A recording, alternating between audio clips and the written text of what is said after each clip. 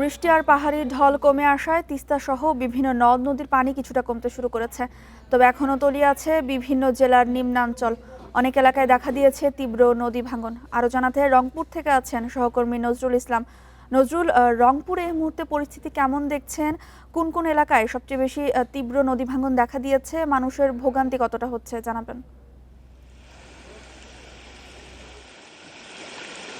হ্যাঁ, দেখুন আসলে পানি উন্নয়ন বোর্ডের সতর্কীকরণ বিজ্ঞপ্তিতে যেটি জানানো হয়েছে যে 24 ঘন্টা এবং 48 ঘন্টার মধ্যে রংপুরের বিভিন্ন এলাকায় পানি বন্দী হয়ে পড়বে নিম্ন অঞ্চলগুলো। আপনি যদি একটু আমি দেখাই যে এটি কিন্তু তিস্তা দ্বিতীয় সেতু অর্থাৎ যে বাঁধ যে রয়েছে, এই বাঁধটি কিন্তু আমি দেখেছি যে গতকাল এবং আজ পর্যন্ত 10 মিটার কিন্তু ভেঙে গেছে। আপনি নিশ্চয়ই জানেন যে পানির স্রোতের কারণে কিন্তু এটি ভেঙে যাচ্ছে।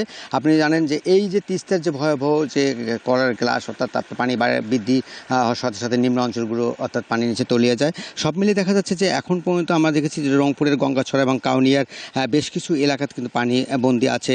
প্রায় 2000-এর উপরে মানুষ, তারা কিন্তু আসলে আস্তে আস্তে সরে যাচ্ছে উঁচু এলাকাতে। আমরা একটু আগে কিন্তু খবর নিয়েছি অর্থাৎ বিনবিনা চর, শঙ্করদহ কয়েকটি এলাকাতে তারা বলছেন যে পানি বাড়ার সঙ্গে সঙ্গে আবার কমতেও শুরু করছে। কমার পরে কিন্তু তাদের একটা ভোগান্তি দেখা দেয়। কারণটা হচ্ছে যখন কিছু কিছু ছোট ছোট এলাকাগুলোতে ছোট চিকন রাস্তা রয়েছে, এই রাস্তাগুলো কিন্তু পানির নিচে ভাঙন দেখা দেয়। সেক্ষেত্রে কিন্তু তারা চলাফেরা অনেকটাই তাদের দুর্ভোগে পড়তে হয়। আমি একটু আগেই কথা বলেছি পানি উন্নয়ন বোর্ডের নির্বাহী তত্ত্বাবধায়কের সাথে। তিনি যেমনটি জানিয়েছেন যে আস্তে আস্তে পানি কমতে শুরু করেছে, কিন্তু ভাঙন কিন্তু এখনও কমা শুরু করেনি। কারণ যখনই পানি কমা শুরু করে যায় ওই সময় কিন্তু ভাঙন দেখা দেয়। আপনি নিশ্চয়ই দেখছেন যে এই যে ভাঙনটা কিন্তু আমরা কত বছর ধরে কিন্তু আমরা দেখছি যে ভেঙে যাচ্ছে আস্তে আস্তে। এটি কিন্তু বাঁধ অর্থাৎ তিস্তা যে সেতু রয়েছে, সেতুর কিন্তু রক্ষা বাঁধ, সেই কিন্তু বাঁধটা আস্তে আস্তে ভেঙে যাচ্ছে। এই বাঁধটা যদি পুরোদমে ভেঙে যায় তাহলে অর্থাৎ তিস্তার যে সেতুটি রয়েছে অর্থাৎ লালমনিরহাট রংপুরের যে সংযোগ সড়ক, এটি কিন্তু আস্তে আস্তে ক্ষতির মুখে পড়বে।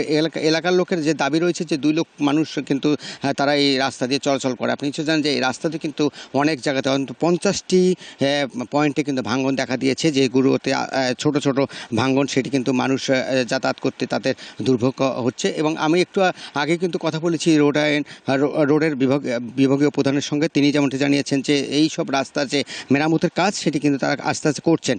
কিন্তু মেরামতের কাজ করলেও এখন পর্যন্ত আমরা দেখেছি যে এই কাজগুলো ধীর গতিতে চলছে। সেক্ষেত্রে কিন্তু মানুষের ক্ষোভও রয়েছে। আমরা একটু আগে কিন্তু কথা বলেছি এখানকার যেটা অর্থাৎ নির্বাহী কর্মকর্তা, তার সঙ্গে কথা বলেছি গঙ্গাছড়া নির্বাহী কর্মকর্তার সাথে। তিনি যেমনটা জানিয়েছেন যে তাদের যে অর্থাৎ মানুষগুলো রয়েছে অর্থাৎ নিম্ন অঞ্চলের মানুষ যারা কষ্টে আছে এবং দুর্ভোগে আছে তাদের তালিকা করা হচ্ছে। তালিকা করে সরকারি পক্ষ থেকে যেসব ত্রাণ এবং সহযোগিতা করা সেটি তারা করছেন। তবে এখন পর্যন্ত আমরা দেখেছি যে বড় ধরনের ক্ষতির মুখে এলাকার মানুষ পড়েনি।